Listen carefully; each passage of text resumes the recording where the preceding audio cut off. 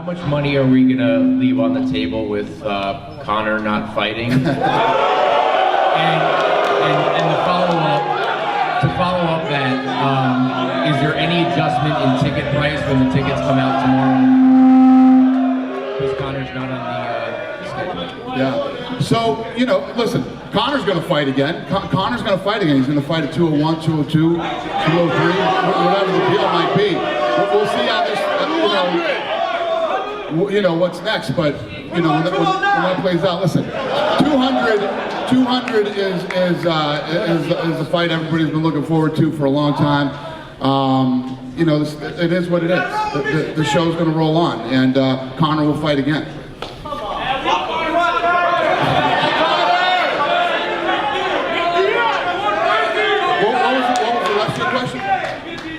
Ticket prices when they're I honestly don't even know what ticket prices are off the top of my head. But they haven't. You don't think they have not changed because of that? It's not. Nothing's changed. Listen, we're in the fight business, man.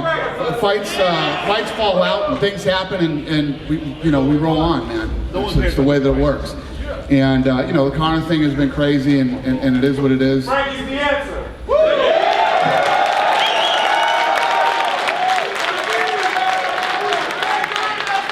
Yep.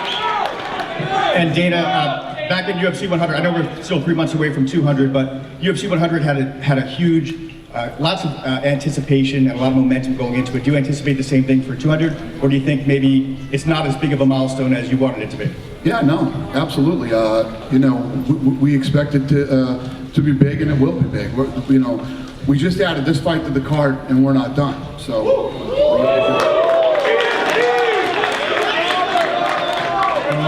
First of all, I want to applaud everybody on the stage, everybody as part of UFC, that you guys fight and actually entertain us. It's a beautiful sport. I have a lot of honor for you guys. I'm a fan of everyone, including Dana. You have done no wrong promotion-wise. So with all due respect, I'm going to ask you a question. You might just knock it off, you might not answer it.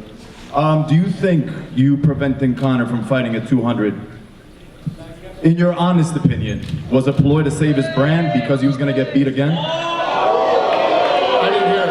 Was a what? Was a ploy to save Conor's brand because he was going to get beat again.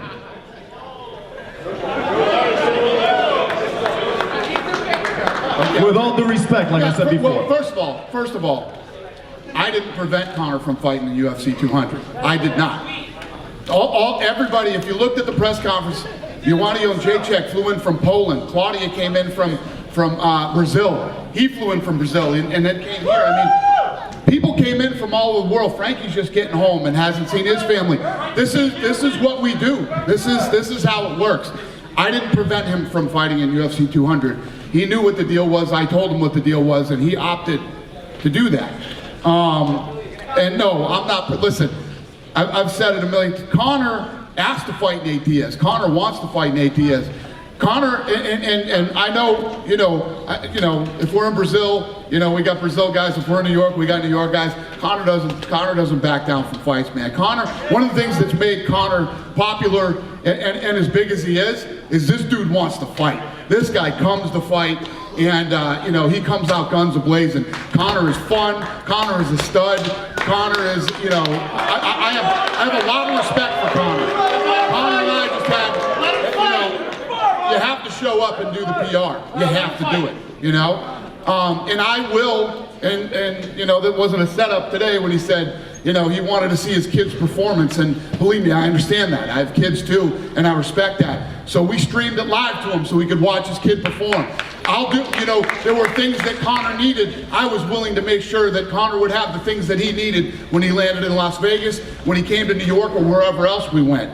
You know, we don't just say, this isn't just, hey, you have to do this. I will bend and I will do things to make it, you know, to make it work for these guys and girls. And Conor didn't do it. That's the truth, the whole truth, and that's the way it is.